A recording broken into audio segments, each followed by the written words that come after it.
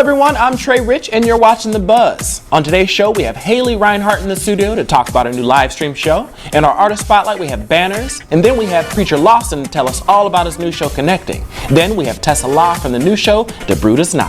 We have a well-rounded show today, so sit back, relax, and buckle up for the fastest 30 minutes in TV. Let's start the show. Hi, my name is Haley Reinhart, and let's get buzzed.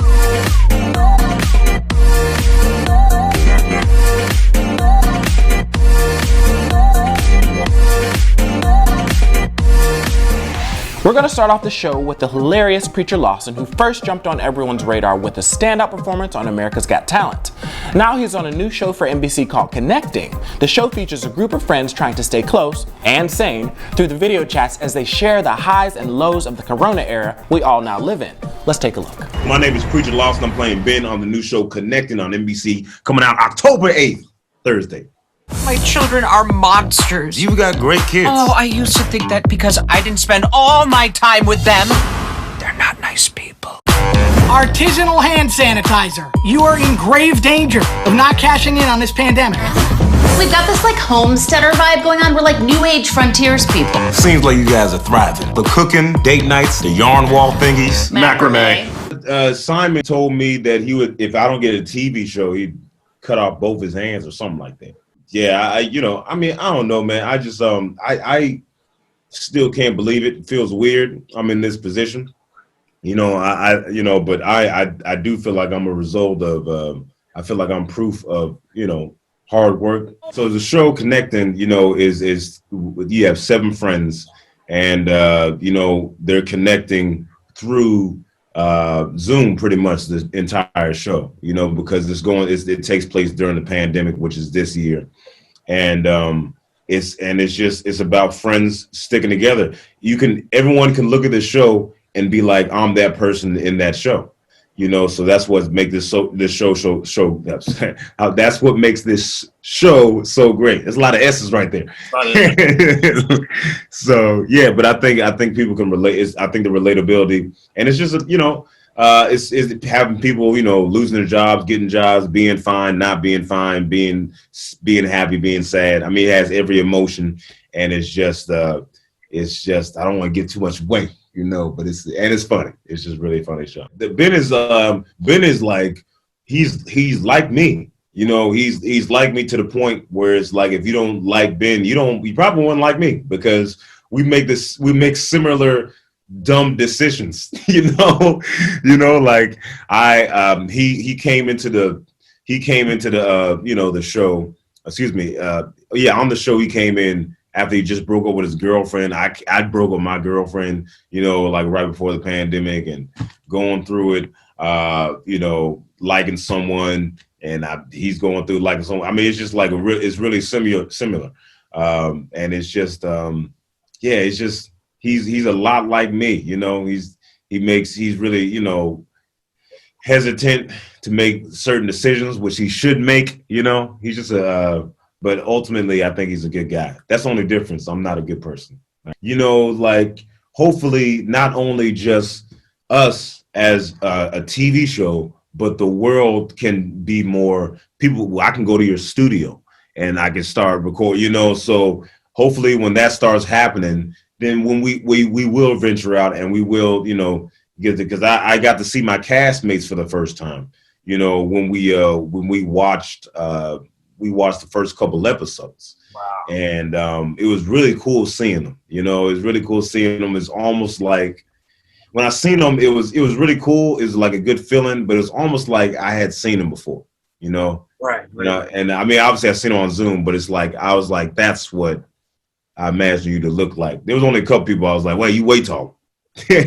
Oh, you ain't tall. You shorter, but hopefully we can get behind the Zoom and then get in front of the camera.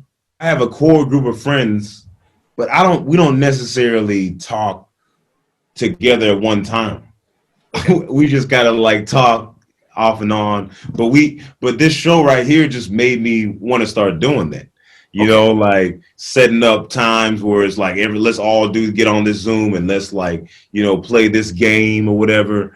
It's made me want to do things like that. But I have my core group of friends I kind of stick to, my family, and I check in and see how they're doing. And then randomly I'll go through my phone sometimes and I'll be like, let me call somebody random today, and then I'll call somebody random and check on how they're doing. Then they'll ask me for money and then I'll be like, all right, let me not do that anymore. And we're shooting on iPhones because I don't think they want to send us, $100,000 cameras for some reason. I don't know why. They could trust me. And we don't know how to work those. But we do know how to work iPhones, and iPhones shoot 4K. So we communicate through Zoom. So the director, the way we're doing this is we have such an incredible team. Everyone on the team, the writers are incredible. They make it easy. We just say the lines and it's funny. The directors do a great job of putting you in a position to win. They put you in a good space and they help you with the lines. One of the directors, there was a episode where it was a lot of me, and he just hammered it with me and with over and over and over and over until I said I'm good. It's so incredibly helpful. And these actors I'm working with, they're just great. When I watch them, I'm just like, I feel like I'm one of the least funniest people on the show, and I'm the only comedian. I think they're such a great job. They're so funny. I feel like they make me better, and I feel like the assistant directors. Everyone on the whole entire team, they make us do such a good job. And when we're shooting with these iPhones, they have to communicate. It's rough the first little bit. The first day, oh, that was rough. You talking about it looks trash when on Zoom. Let the Wi-Fi stop working. It's like, okay, we just added on 6 hours. It's crazy. So there's a time where we were shooting something and we were supposed to be done on Friday, right? We're supposed to be done. Last shoot was on Friday, and we was going to have a 2-week hiatus, right?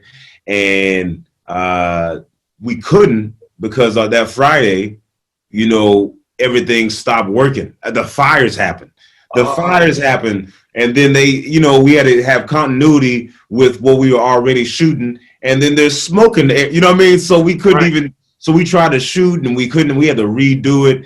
And then it's like, I didn't have a 2-week break. I had another show that I was filming. So I had to fit that, so it's like, it's a lot of complicated things that go into this that I don't think people realize, because they just hear, oh, you're shooting with an iPhone from the house. And it's like, I got to set my mic up. I got to do the lighting. They tell me how to do everything, but it's like, I'm doing a lot. So, so I think it's even though I'm doing a lot, I appreciate it because I'm learning an incredible amount. You got to watch the show October 8th. It's only on NBC. It's coming on 8 o'clock, and you can watch it on Peacock. You can watch it on you can watch it on whatever. I'm sure it's gonna drop on Hulu the next day. So I would love for y'all to watch it. It's an incredible show, and it's just, you'll fall in love with it immediately. Hound Preacher Lawson, and you just been buzzed. Connecting airs October 8th on NBC and streams on Peacock the next day. After the break, Haley Reinhart is in the studio to talk about her new live stream concert at the legendary Whiskey A Go Go on the Sunset Strip. Don't go anywhere.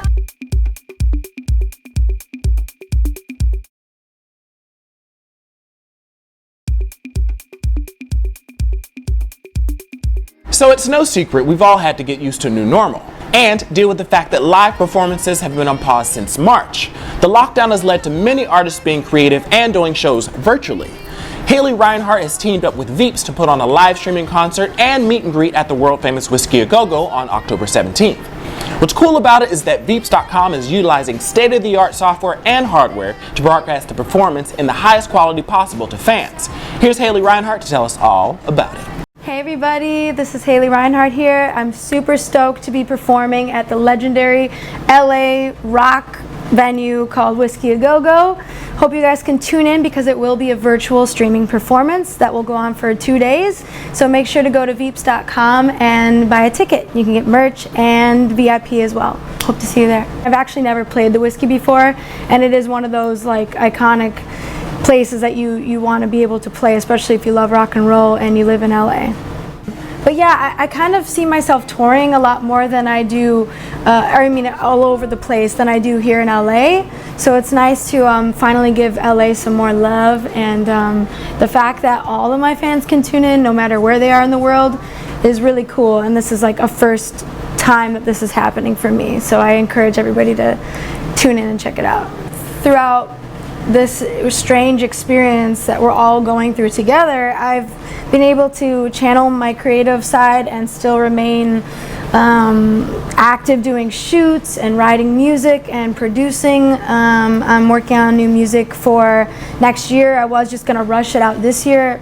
I don't even see the point in that anymore. I'll be going on tour next year, so I'm going to be putting out more music to come next year. But I've been going to the beach.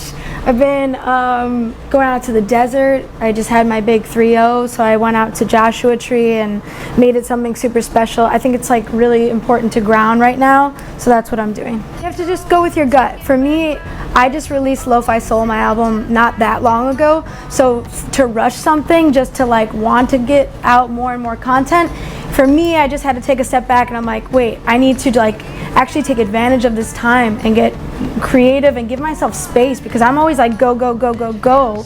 And this has kind of forced me to like slow down a bit, enjoy time with my people, you know, really get back to the fundamentals and the basics of life and what I love to do as a creative person. So yeah, I'm just gonna like take that much more time to make sure that the music and the things that I'm going to put out are 100% authentic in what I want to put out. This is like 100% streaming show.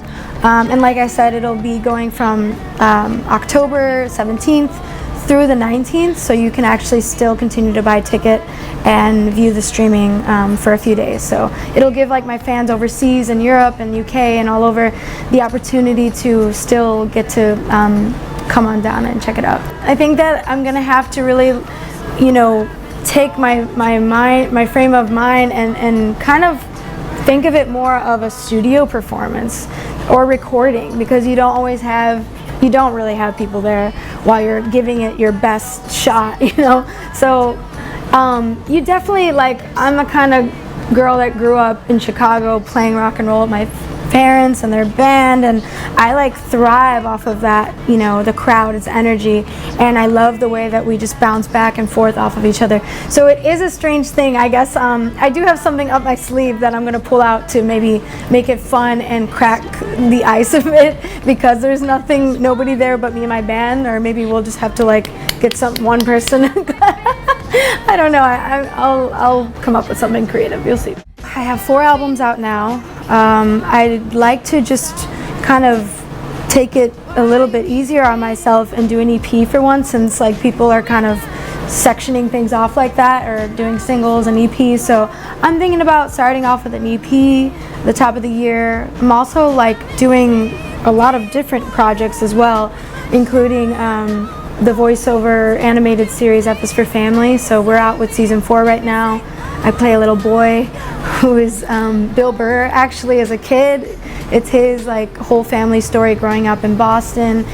It's super funny, definitely not PC, just to throw that out there.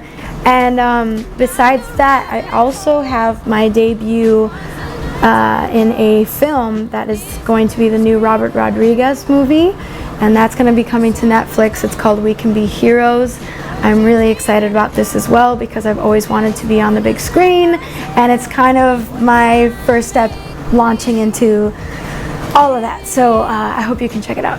And please go to veeps.com to sign up and purchase your ticket, and a bunch of merch bundles that I'm putting together, as well as VIP if you want to meet me and talk to me through the screen, and we can have a little meet and greet virtually. Hi, my name is Haley Reinhart, and you've just been buzzed. My shallow thoughts, won't you please, please save me? Don't go anywhere, we have banners up next in our Artist Spotlight. I just want to be someone. Well, doesn't everyone?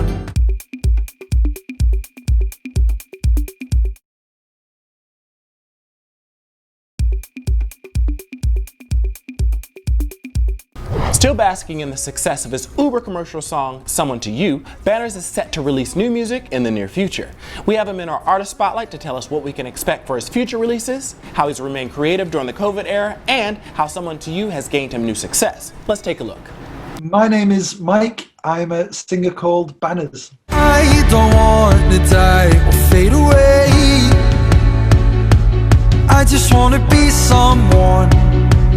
I just wanna be someone. Dive and disappear without a trace. Well, I'm from Liverpool. That's where I am at the moment. Oh man, I've been singing all my life, really. I don't know if you know Liverpool very well, but there's two really cool cathedrals, and one of them is absolutely massive. They both have really great choirs, and I was singing in one of them from the age of about 7, sort of every day after school and at the weekends when everybody else was watching movies. I only saw Terminator 2 for the first time about 3 years ago. Wow. So I sang a lot of classical music, basically, most days up until I was about 15. And my dad is a record producer, so I spent a lot of time in recording studios growing up as well. Just basically hanging out with bands. And I used to work there for a bit. I used to make lots of cups of tea and plug equipment in, and after a little while someone let me have a little go behind the microphone. So that's where it all started, really. I think in both of those circumstances, in the cathedral and in the studio, it just makes you fall completely in love with being involved with music being made. Like, I just love recording equipment, and I love the smell of a recording studio, and I think it just gets in your bones to the point where you can't conceive of doing anything else. I must be dreaming, even though I'm wide awake.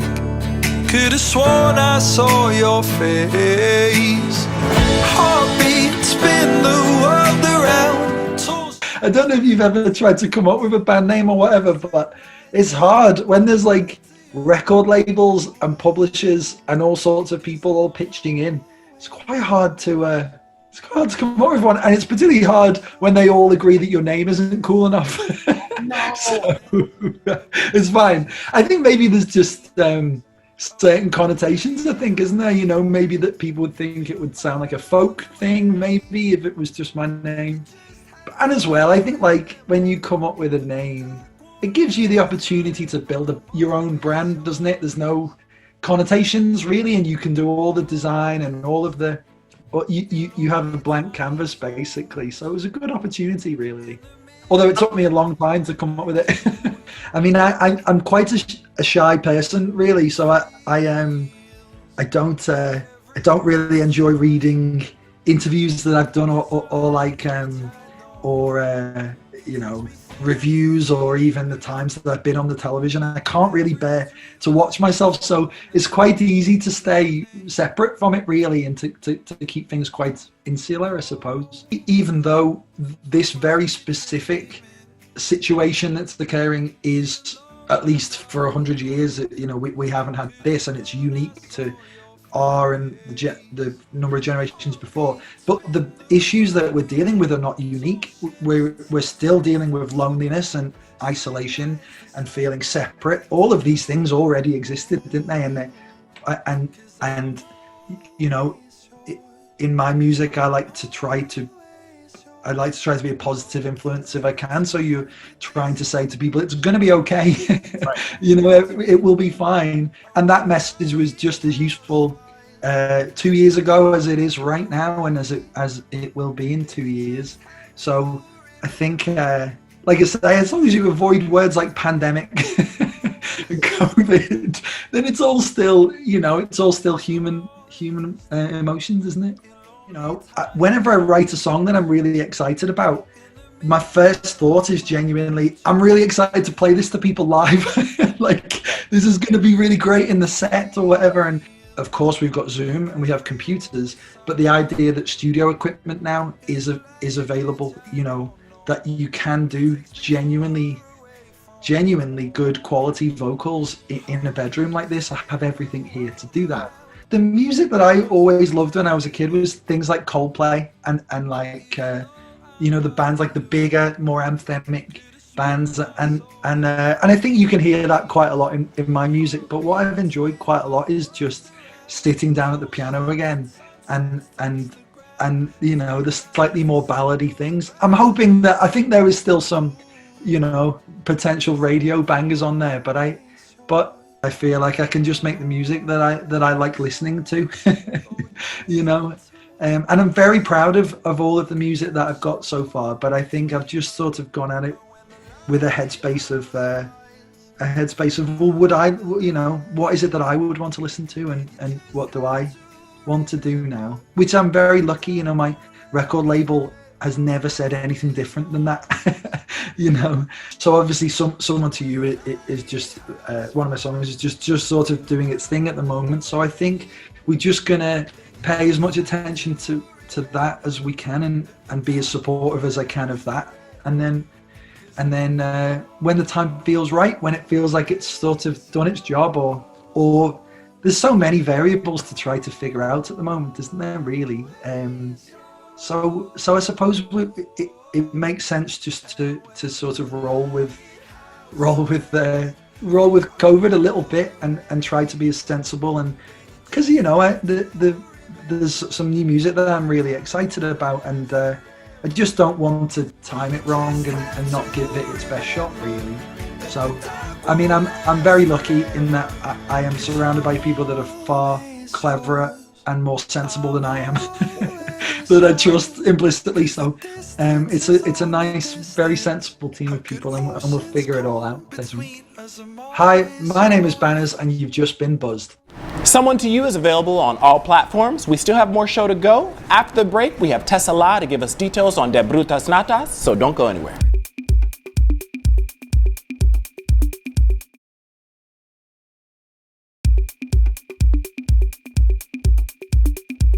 Based in contemporary Mexico City, De Brutas Nata is a crossover series that focuses on a group of 6 sophisticated close friends that navigate through life's experiences, including love, lies, and heartbreak. We have Tessa up next to tell us all about this new series. Let's check it out. Supe que era la mujer con la que yo quería pasar el resto de mi vida. Te amo. Te amo.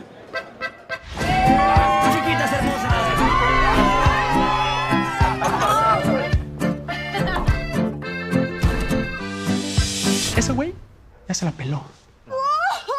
De Brutas Nata has been described as friends meet Sex in the City. So what can viewers expect from watching this series?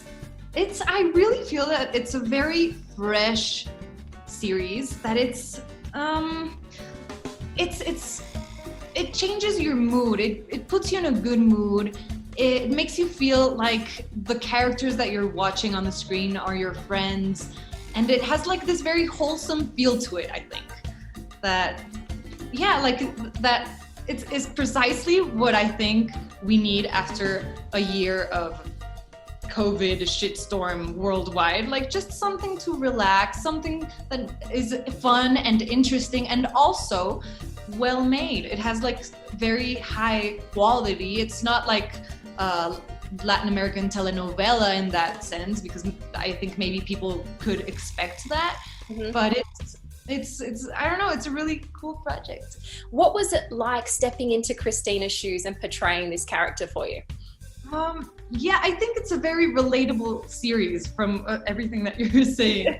And specifically, Cristina is, well, I like parts of her and I don't like other parts of her that I don't agree with, but she's a hardworking modern woman who thinks she has her life like all figured out. She has the perfect apartment, the perfect job, the perfect husband to be, until she finds him being unfaithful 1 week before her wedding. So her world kind of falls apart, and luckily she has this amazing group of friends who like help her go through with how would you say navigate through her journey. Yeah. But she's, I don't know, I feel like she's very emotionally unstable, and she should go to therapy and not rely on her friends. But that's what friends are for sometimes. Exactly. That's why it's relatable. Now, I feel like she finds the perfect flatmate with Alejandro. He cooks, he fixes things, he makes her laugh, and he's fun to be around. Have you ever had a flatmate, and what was that experience like? I had a flatmate and he was one of my best friends. I feel like he was like my brother, and we didn't end on good terms after we were flatmates because being a flatmate is super hard. He didn't respect my boundaries. He would lend my clothes to the girls he went out with. So it was a complete disaster. But Alejandro seems to be the perfect flatmate, but isn't. He's a liar, and it's gonna blow up in his face. Yes, that's very true. That's why people have to tune in and keep watching to see where it goes. Totally. Now, you released some music at the start of the year, so can we get an update on your music and what's happening at the moment? Yeah, well, right now I have Correspondencia and my 2 EPs available on all streaming services, but because of the COVID pandemic, I've also sort of put a pause on my music for a bit. It was a very touching surprise to see one of my songs on the Brutas Nada. At the end of episode 3, my song Así Cálame there. I almost cried when I saw it, like, oh my God, it means it's like when my 2 worlds collide. That's amazing. Yeah, your 2 worlds collide and it came together and was meant to be. Hello, this is Tessa and you've just been buzzed. Disculpa. ¿Cuándo le voy a decir la verdad? Nunca, hermano. Neta, qué paro que estabas aquí. No sé qué hubiera hecho si no hubieras estado. Sí, ¿verdad? Don't go anywhere. I'll be back to wrap this all up.